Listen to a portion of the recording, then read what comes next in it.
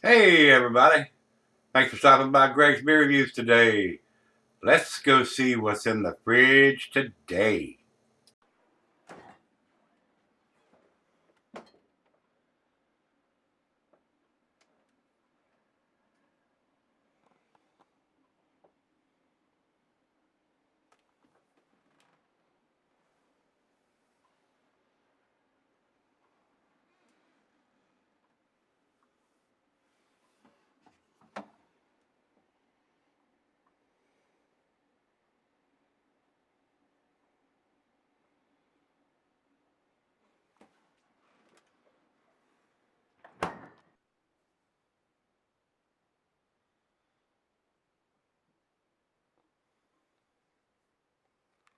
Hey everybody, thanks for stopping by Greg's Beer Reviews today.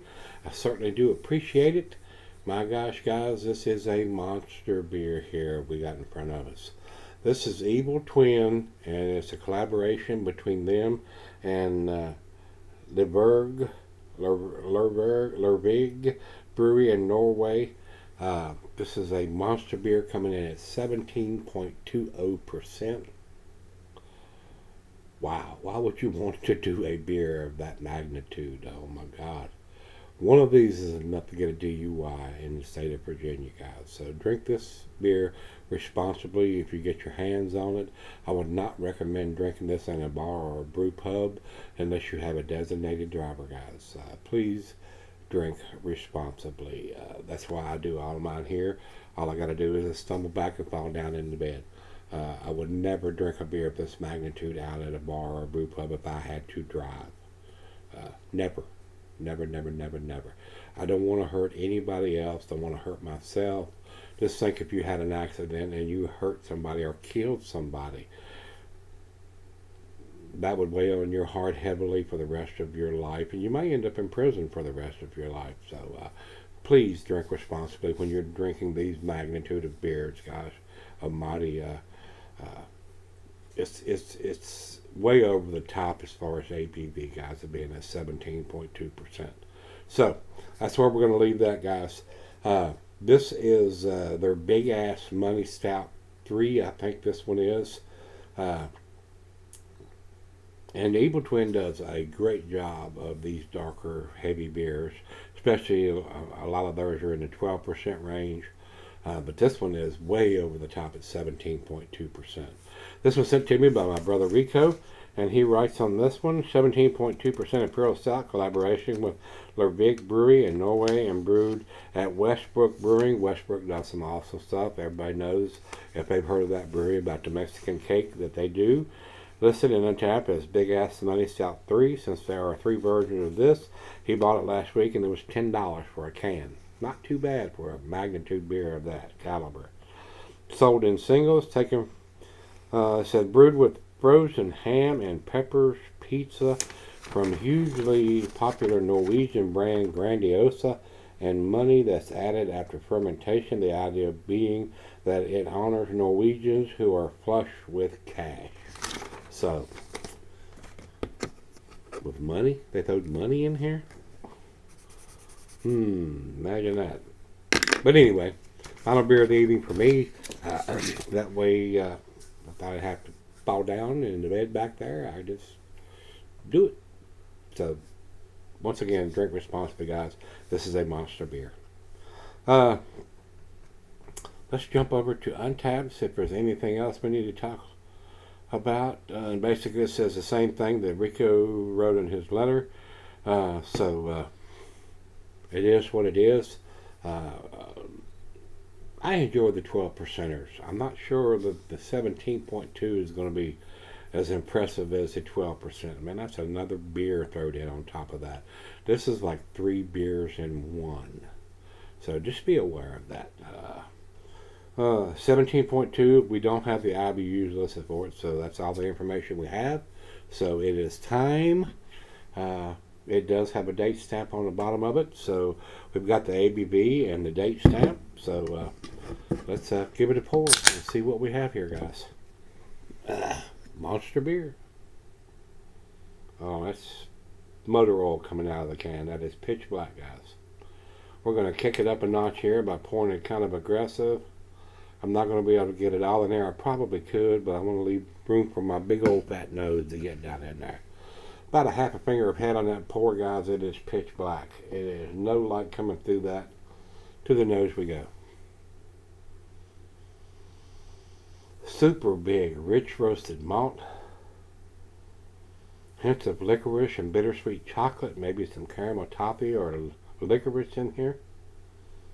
And it's 40 degrees right out of the fridge. Probably as it warms up, which we will do. We always do on every beer. Might be some dark fruit in there too. Now, it doesn't say anything about being any kind of barrel aged on here. So I'm not sure whether they put it in any kind of barrels or anything. It doesn't say. It doesn't smell like it. I'm not getting any bourbon notes or anything. It smells just like a big monster imperial stout. So let's give it a taste. As you can see, the head is dissipated already. To the lips we go.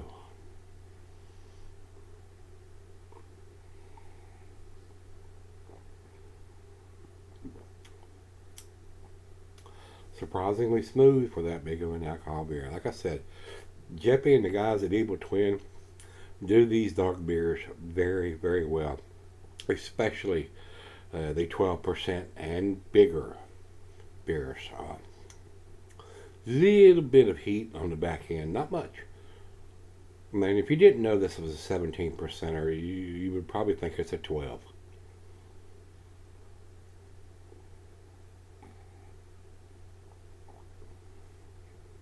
Super smooth, guys.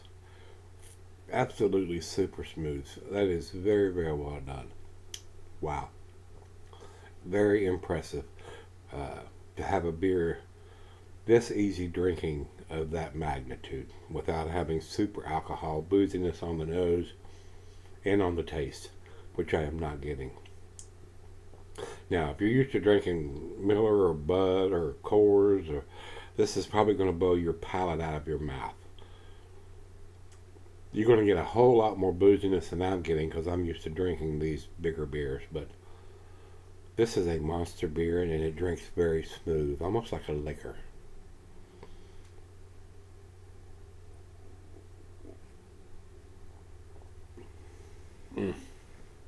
But they've nailed it, guys. They have absolutely nailed it. It is so easy drinking for that big of a beer.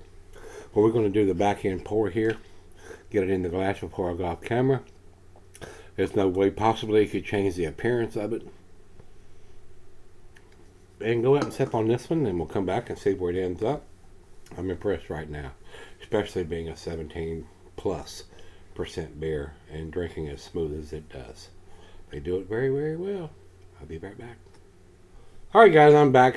Got a little left here, but it's been on it for a while. Didn't leave very much lacing on the glass. Didn't expect it to, being this magnitude of a beer. The other half thought it was a little on the boozy side. I don't find it that boozy because of all the magnitude of the beers that I've had over the years. If I'd have had this in 2010, it would have blown my palate out of my mouth. It'd have been way too boozy, way too this, way too that. But I'm used to drinking these bigger beers. Still would not ever drink this beer out if I was driving. Ever. I do not do that, guys. You have to realize the magnitude. One beer, I told you this earlier, one beer, this one beer is enough to get a DUI in the state of Virginia. Just realize what you're drinking. So this is a beer to have at home, or at least have a designated driver if you're not. So with that being said, I found it very enjoyable. I think it's a little over the top, being at 17%. I like my beers between the 7% and the 12%. Anything below that, I'm not interested in. Anything above that, I think it's over the top. It's just alcohol on top of alcohol, basically. That's why I don't like the nuclear cap dogfish beers. I just think it's a little excessive. You don't need to drink a 17% beer. And I've had some Avery beers that are this big or bigger. I just think it's over the top, guys. You're not drinking liquor. So why do you need a 17% stout? And that's just where I'm going to leave that, guys. I just think it's a little excessive. But I found it very enjoyable, very easy drinking for 17%. But like I said, the other half thought it was kind of boozy. I do not. And once again, beer tastes are very subjective, depends on what you're used to drinking and have been drinking, or accustomed to drinking, will determine whether you think it's boozy or not boozy, or over the top or not over the top. So beer tastes are very subjective. If you've never had a beer of this magnitude, it's going to blow your palate out in the dirt and probably put your face down in the dirt and rub your face in the... You know where I'm going with this, guys. This is a monster freaking beer. So please drink responsibly. I enjoyed it though. I think it's a little over the top with the alcohol, but they did it very, very, very well, as Evil Twin usually does. Jeppy knows how to brew a big beer, no doubt about it. And with Westbrook being involved in it, they make some very, very tasty beers. Like I said, if you've had Mexican cake, you know what I'm talking about. So let's do the final chug here. I don't find it boozy smelling or tasting at all, guys, but I'm used to drinking these monster beers. So just be aware of that. If you're not, this is really going to kick your in the dirt. So just be aware of that, guys.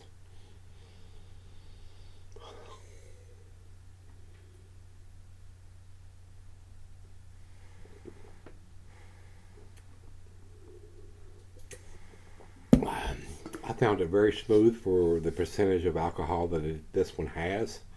This is 3 beers in 1 can. Just remember that. If you're used to going and drinking Bud or Miller or Coors, you might be able to drink 4, 5, or 6 of those, still be able to function. But this one will kick your ass. So with that being said, that's where I'm going to leave it, guys. I do think it's a very, very well done beer. I'm going to give it a 95. Right down the middle of the A group. I think it's very impressive. And the reason it didn't get to 10, because I think the alcohol is a little excessive. Not as far as taste, but as far as ABV. You don't need to drink a 17% Imperial Stout. You can get the same taste from a 12%er and still not have the extra 5%. That's another beer on top of it, thrown into the same can. It's just my opinion, though, guys. You may absolutely love this, think it's the best thing you ever had, best thing since sliced bread.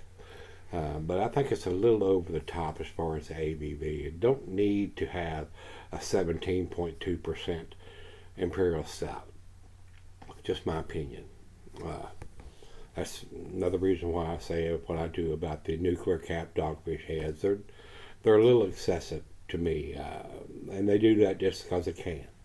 Just because they want to do it, just to be whatever. Get that badge. I brewed just like the Utopias I have on the top of the mantle over there. 26, 27, 28%. That's way over the top for a beer. Special occasion stuff. Drink it like liquor. You don't pour a 16-ounce glass of something like that.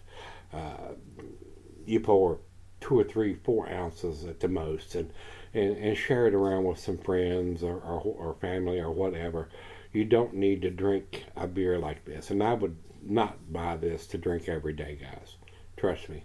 I do appreciate Rico spending his hard-earned money on it, sending me this beer, but it's a little over the top as far as the ABV, but Evil Twin does it very, very well, guys. It's a very impressive beer. So like I said, 95 for me, right down the middle of the A category. Over to Beer Advocate, they say 4.35. Would not argue with that. They say it's outstanding. And over to Untapped, they have this at 4.11. Borderline between A- and A beer there, guys. So definitely well made. Definitely a well made beer. I was very impressed with this. And I would buy this beer, but I wouldn't drink it every day. This would be a special occasion beer or something that I would have occasionally, not something I'd want to drink every day. No, definitely not. So if you've had this one from Evil Twin Brewing, this is their big ass, and it is a big ass. I mean, that ass is about this wide. uh, this is a fat boy or fat girl's big ass beer. So please, please drink responsibly. Don't drink this beer if you're driving somewhere. You will risk your driver's license and your bank account and everything else if you do. And you may hurt somebody, yourself or some innocent people, so don't do it. Drink it at home if you're going to drink it. So, with that being said, guys, if you've had this one, let me know what you think. Big Ass Money Stout number 3 from Evil Twin Brewing. I thought it was pretty tasty. I'm glad I'm at home when I drank it. So, if you've had it, let me know what you think. Till we meet again, let's go see what's in the fridge.